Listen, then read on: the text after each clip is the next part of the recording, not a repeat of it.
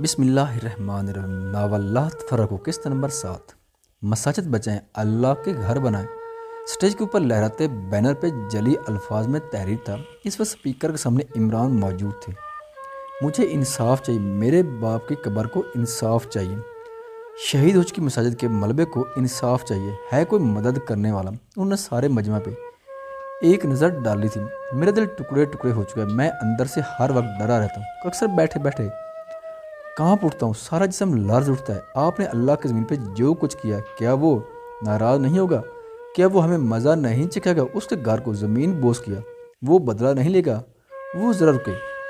کچھ دن پہلے رات میں مجھے حضرت محمد صلی اللہ علیہ وسلم کا دیدار ہو۔ انہوں نے مجھے حوصلہ دیا اور کہا کہ بالکل مت گھبرانا۔ انہوں نے مجھے ہدایت دی کہ میں جہاد کروں، میں شریعت کے نفاذ کے لیے کوشش کروں، اور میں ضرور کروں گا۔ مجمع سبحان اللہ کی صداؤں سے گونج اٹھا۔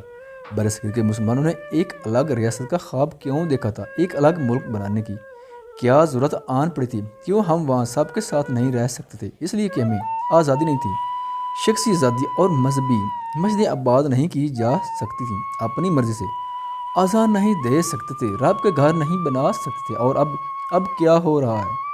ہمیں مسجد تعمیر کرنے کی اجازت ہے، نماز کی، قرآن پڑھنے کی۔ کیا واقعی ہم آزاد ہیں؟ وہ روز دنوں کو تھے، ظلم کا بازار گرم ہے، سرکار من مانیاں کاری، کوئی پوچھنے والا نہیں ہے، وہ بادشاہ ہے اور ہم سب غلام، بس چپ رہو، جو ہو رہا ہے ہونے دو، شش بس۔ ایسے میں اگر مجھ سے کوئی خبتی اٹھ کھڑا ہو تو پتہ ہے کیا ہوتا ہے؟ ہم نے شہید ہو چکی مساجد پہ سوال اٹھایا تو ہمیں نوٹس بھیج دیے گئے، منہ بند کرنے کی دھمکی، چپ کر جو ورنہ تمہارا مدرسہ بھی جائے گا۔ وہ خاموش ہوئے۔ مجمع بے چین نظر آنے لگا تھا۔ جامعہ کے طلباء بے یقین تھے کہ آپ سب یوں ہی بیٹھے رہیں گے، وہ چپ کروائیں گے اور چپ کر جائیں گے۔ نہیں، سب یک زبان بولے تھے، کیا آپ اپنی درسگاہ یوں ہی انہیں سونپ دیں گے؟ ہرگز نہیں۔ جوش اور بڑا تھا، کوئی خدا سے جنگ لڑنے کی ٹھان لگ رہا، تم بنی اسرائیل کی طرح بس تماشا دیکھو گے؟ نہیں۔ ان کے بعد ایسے گونجی گویا کہیں دور شیر دھاڑا ہو۔ تھاندار نے ان کو بیٹھنے کا اشارہ کیا تھا۔ وہ دونوں بہن بھائی میز کے سامنے رکھی کرسیوں پہ بیٹھ گئے تھے۔ ہاں بیبی بولو۔ عریہ نے سر اٹھایا، زبان ہونٹوں پہ پھیری، مجھے رپورٹ لکھوانی ہے، مدعا ریپ۔ وہ چپ رہے۔ کب ہوا؟ کچھ گھنٹوں پہلے۔ وہ سیدھا ہوا، بیٹھا تھا، سارا واقعہ بتاؤ شروع سے۔ وہ کانسٹیبل بھی دلچسپی سے سننے لگے تھے۔ کوئی لیڈی آفیسر نہیں ہے کیا؟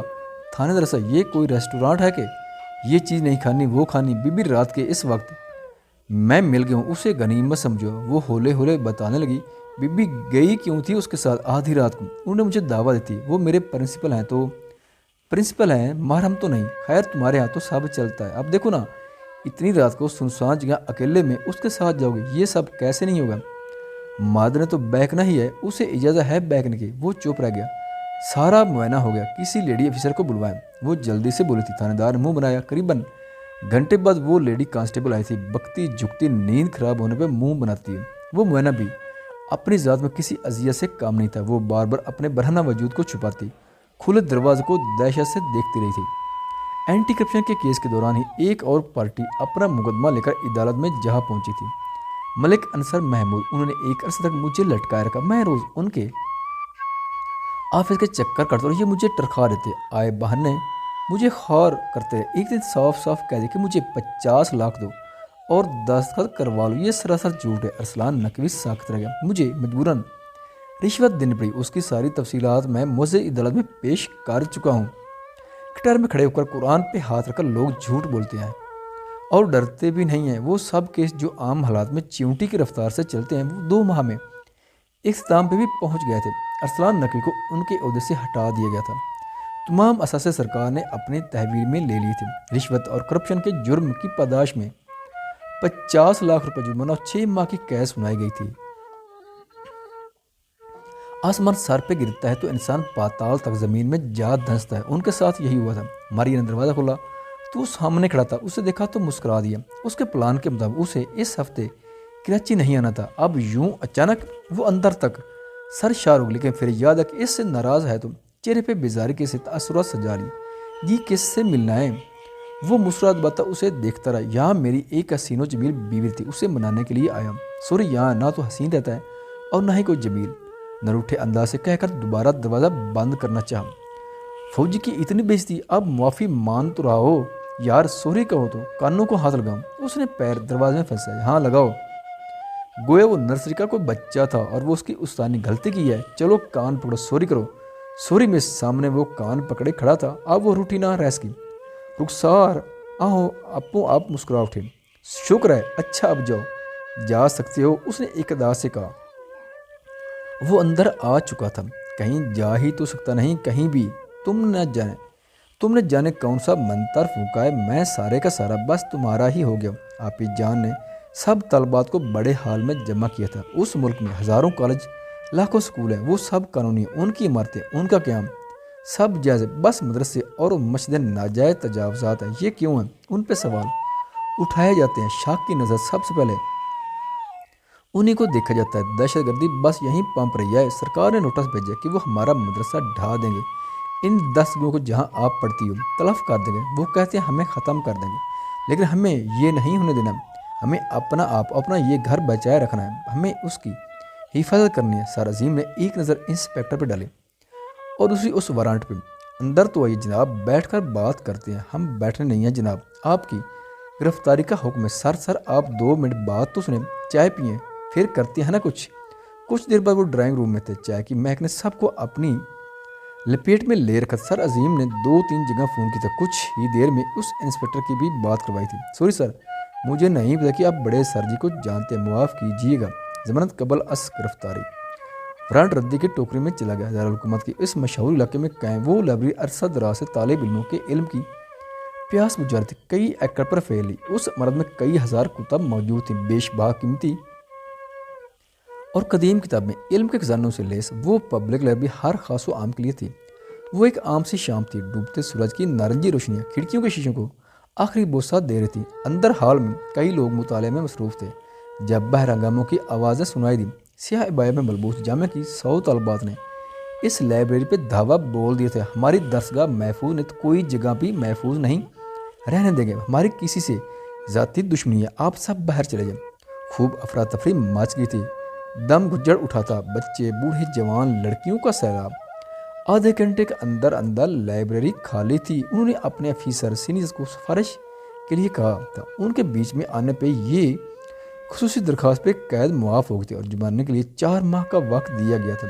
جاب ختم ہو چکی تھی، گھر ان کی تحویل میں تھا، اکاؤنٹ فریز تھا۔ ارسلان نقوی کا خاندان حقیقت میں سڑک پہ آ گیا تھا۔ اپنی ذات سے بڑے دشمن بنانے کا انجام کیا ہو سکتا ہے؟ وہ اس کی چلتی پھرتی مثال تھی۔ ان کے ڈپارٹمنٹ کا ایک بندہ جانتا تھا کہ وہ بے گناہ ہے، لیکن افسوس قانون صرف اندھا نہیں بہرا بھی تھا۔ ایک دوست کے گھر پہ بیوی بچوں کو ٹھہرایا، اپیل دائر کی، مسترد ہوگی، دوبارہ کی، پھر سے مسترد۔ وہ شام کی چائے کے لیے پروفیسر صاحب کے کمرے میں ہی تھی جب ادیبہ نے اسے کہا تھا، ماریا میرے ساتھ چلو، اسلام آباد میں کوئی فلیٹ دیکھ لیتا ہوں، ادھر ہی رہو، میرے پاس نہیں۔ وہ قطعیت سے بولے، ابو یہاں ہیں۔ کیا پاگل پن ہے بچے؟ انہوں نے گھرکا، پاگل پانی سے، لیکن میں آپ کو اکیلا نہیں کر سکتی، آپ بھی چلیں انکل، آپ کی بار۔ وہ چپ رہ گئے، اپنا شور چھوڑنا وہ بھی عمر کے اس حصے میں آسان نہیں ہوتا۔ تم جاؤ ادی، ہم باپ بیٹی ٹھیک ہیں یہیں۔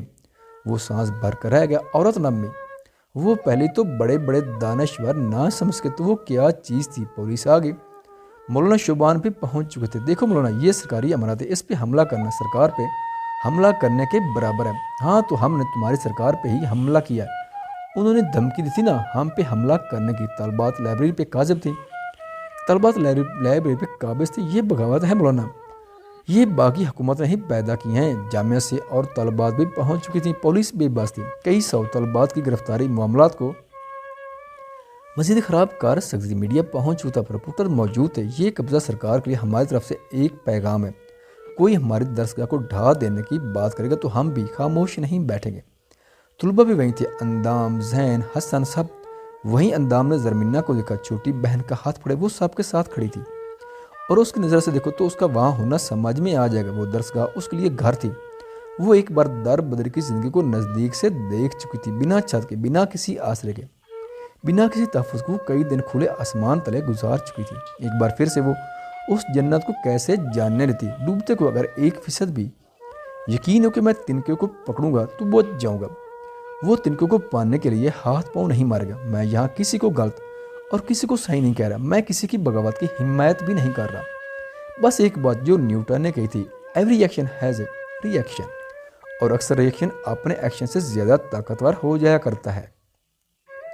2 ہفتے ہو گئے مجھے روز تھانے کے چکر لگاتے ہوئے، ابھی تک ڈی این اے رپورٹ نہیں آئی۔ آریہ نے تلخی سے کہا تھا، بی بی ہمیں اور 1000 بکھیڑے ہیں، یہ سب ایسے ہی چلتا، لاکھوں کیسز ہیں، اور وہ عظیم کیوں باہر ہے ابھی تک؟ ضمانت کروا لی ہے انہوں نے، وہ اسے دیکھ کر ملے ہوئے ہیں یہ سب کے سب۔ اس نے تھانے سے نکلتے ہوئے عادل سے کہا تھا، حکومت کی طرف سے مذاکرات کے لیے علماء اور وزراء کی ایک ٹیم تشکیل دی گئی تھی۔ اس کا مقصد جامعات اور سرکار کے درمیان اختلافات کو ختم کر کے ماحول کی کشیدگی کو کم کرنا اور تعلقات کو اچھے طریقے سے استوار کرنا تھا۔ مولانا نے وہ 3 شرائط پہ مشتمل رپورٹ ان کے سامنے رکھی تھی۔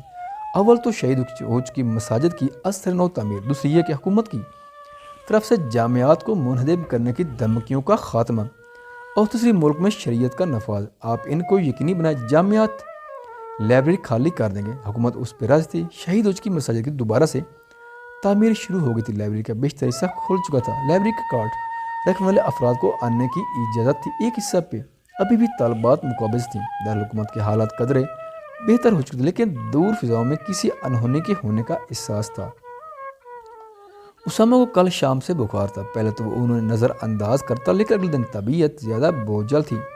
ادیبان کے اصرار پہ وہ دوا لینے پہ راضی ہوا، وہ اسے ڈسپینسری تک لے جانا چاہتا تھا، لیکن وہ ہسپتال جانے کا کہنے لگا۔ ابھی تھوڑی دیر پہلے تک تو باہر نکلنے کو تیار نہیں تھا، اور اب سیدھا ہسپتال۔ یار معمولی بخار ہے، ادھر ہی سے دوا لے لے، ہسپتال اتنی دور؟ وہ خاموشی سے اسے ہسپتال لیا۔ ڈاکٹر انصا فاروق کہاں ملے گی؟ اس نے کاؤنٹر پہ پوچھا تو ادھی چونکا، ایک معمولی بخار کی دوا لینے تو نیورو سرجن کے پاس جا رہا ہے؟ دماغ سیٹ ہے تیرا؟ وہ ہنسا، نہیں، تبھی تو دماغ کے ڈاکٹر کے پاس آیا ہوں۔ ڈاکٹر انصا انہیں تپاک سے ملی تھی۔ ڈاکٹر صاحبہ طبیعت بہت دن سے خراب ہے، سر میں درد، کرینل انجری کا ڈر، سٹروک، ادھی ہنسی دبائے سر جھکا ہے۔ اس کی لاج یعنی بکواس سنتا رہا، سمجھ تو وہ بھی چکی تھی، بس سنجیدہ، اللہ خیر کرے گا۔ اس نے دراز کھولی اور وہ گولیاں کا پتہ نکلا، اس سے بات بن جائے گی، وہ پیناڈول کا پتہ تھا، بس۔ وہ مسکرایا۔ بس کچھ دیر بعد جب وہ واپس جا رہے تو ادی نے اسے کہا، تجھے پاکستانی فوج کی بجائے پاکستان ٹیلی ویژن پہ ہونا چاہیے تھا، نوٹنکی، ڈرامے باز۔ وہ ہنس پڑا، یہ چل کیا رہا ہے؟ اس نے دل کو تھپ تھپایا تھا۔ کچھ ہوتا ہے کیپٹن، تو واپس آ گئی؟ میڈم نے اپنی نامزدہ بیٹی کو دیکھا تھا، اس نے کندھے اس کا، کیوں؟ سرکار جھک گئی، برقے واپس لوٹ رہے ہیں۔